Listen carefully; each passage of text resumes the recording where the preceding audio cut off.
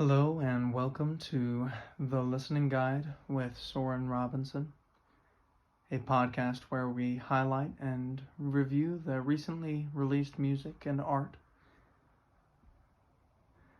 The first album I'm going to be reviewing is a jazz album.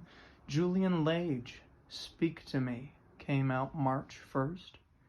It's a beautiful, beautiful new album featuring instrumentalist Julian Lage on the guitar, Jorge Roeder on the bass, Dave King on the drums, Chris Davis and Patrick Warren on keys, Levon Henry on woodwinds, Joe Henry as a producer. This album was really extraordinary. It was really a joy to listen to. I would recommend it to anyone. Beautiful tunes. South Mountain. Sparse rhythmic intro and outro. Really unique use of pizzicato string under some wild free feeling flurries under the guitar's melody. Often Julian utilizes an extraordinary Spanish or soft, gentle jazz style of playing. These timbres, soft and gentle timbres, characterize most of the tunes. There is a hard electric guitar blues that's fit in there as well, though. So there's some variety in timbre. One of the first tune is Hymnal. A beautiful, soft, lyrical melody that was almost entirely improvised. That's contrasted with beautiful, upbeat melodies on tunes like A Mission, wild flamenco. We mentioned the Spanish guitar earlier, but wild flamenco scales on Myself Around You.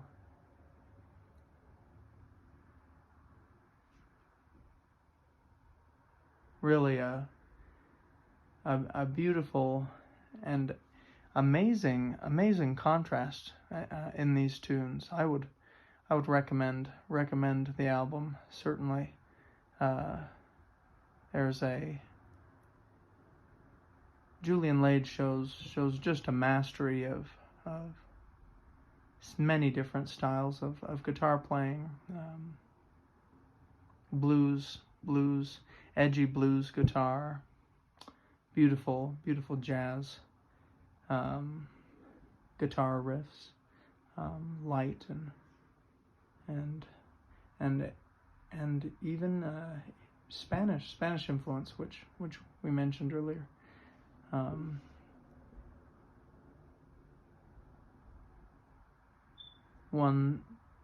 The album reminded me of some of the other really beautiful jazz guitar albums, and I think it'll sit with some of them as history progresses. One of the beautiful jazz guitar albums. If you're looking to connect this album to some of its roots, is The Amazing Jazz Guitar of Wes Montgomery. That's a great beautiful album that will show some of the roots of this particular album. Bright Size Life by Pat Metheny. Another one you could check out. Julian Lage, in an interview with Doug Jane, if you'd like to look that up. Julian Lage and Doug Jane interview on YouTube. He explains some of his process for writing the album. It's all original music. Julian describes writing 35 to 40 songs for this record, and then seeing which themes, what themes were emerging from the songs that he'd written. I think that's great advice if you're looking to write your own album. Writing too many tunes, writing a plethora of tunes that you can then analyze and see which ones stick out to you. That's a really great idea. Some of the tunes he describes as being fully written out, with parts and everything, and some of them, like A Mission, was just a theme, and then he let the players that he was playing with contribute their own ideas, and the improvisation brought what you'll hear on the album. If you want to see them live, they'll be touring on the East Coast and in the South for the next few months. Another excellent album, the second album we'll highlight on this show today, is by E. Amaro Frietes.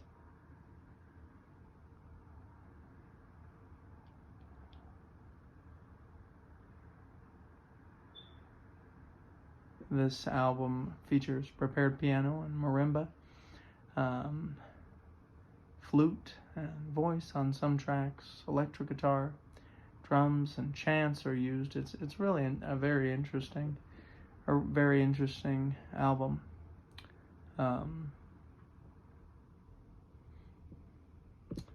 Amaro uses rhythmic clave throughout most of the tunes. It seems kind of like a clave, a rhythmic theme that undergirds the entire tune. This is common in like a samba or a salsa. Latin American music will use this. A melodic ostinato is often used in his melodic writing. Very interesting, repeated, almost minimalist themes that kind of melt into the overall rhythmic texture.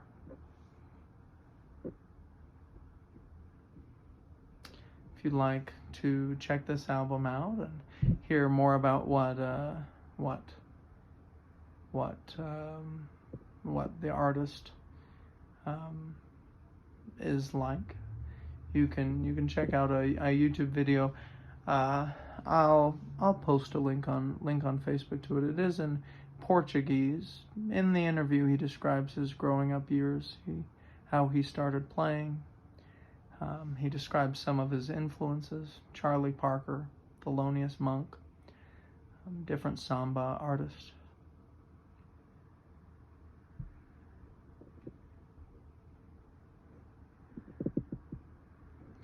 A historical connection, an album that you can go check out is a album called Getz and Gilberto by Stan Getz and Joao Gilberto. That's a great Latin jazz album. If you'd like to check out some of his other influences, albums by some of his other influences, he describes Charlie Parker as an influence. If you wanted to look up jazz at Macy Hall, that's a great Charlie Parker album. Or Brilliant Corners by Thelonious Monk.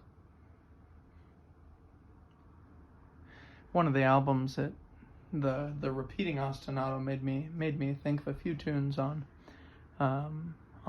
Mwandishi by Herbie Hancock. You could listen to that album as well if you wanted to get a deeper context of this album.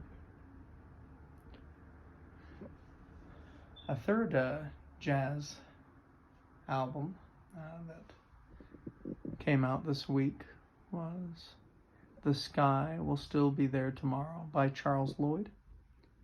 It's a quartet album featuring saxophone, piano, drums, bass. Personnel on this album: Jason Moran, Larry Grenadier, Brian Blade, and Charles Lloyd. Charles Lloyd's been around jazz for a long time. He's quite the jazz sage, you could say. It's a really beautiful, special album. Reminded me a lot of some of the tunes had an emphasis on 1 and 3, which reminded me a lot of the Colton Concert by Keith Jarrett or Conference of the Birds by Dave Holland. You could check those albums out after you listen to The Sky Will Still Be There Tomorrow by Charles Lloyd. Charles Lloyd, on the first look, with Don Was of Blue Note Records, described some of his motivation and inspiration to continue making music after the extraordinary and long musical career that he has had. He talks about, gives some very wise words. It's not politicians we need, it's sages. Music, he describes music as spiritual food, and mentions, of course, that the spiritual life is the reason that we're here. I couldn't agree more with that sentiment. Another album that was re-released this week, yesterday actually, was Alice Coltrane, Carnegie Hall concert. You can get an exclusive first listen of the Alice Coltrane, the Carnegie Hall concert, a new release of Coltrane's 1971 Carnegie Hall performance on Impulse Records. It's backed by an all-star group of musicians. Coltrane delivered a captivating set that will now be available in full for the very first time.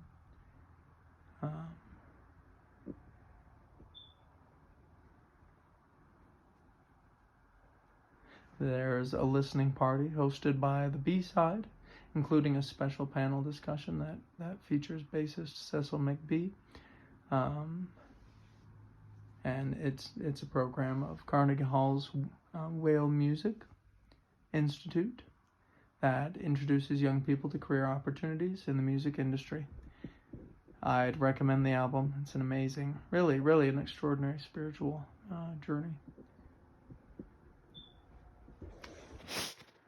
Join us in our next section where we'll cover some of the other arts and other genres of music, the contributions that have come out this week.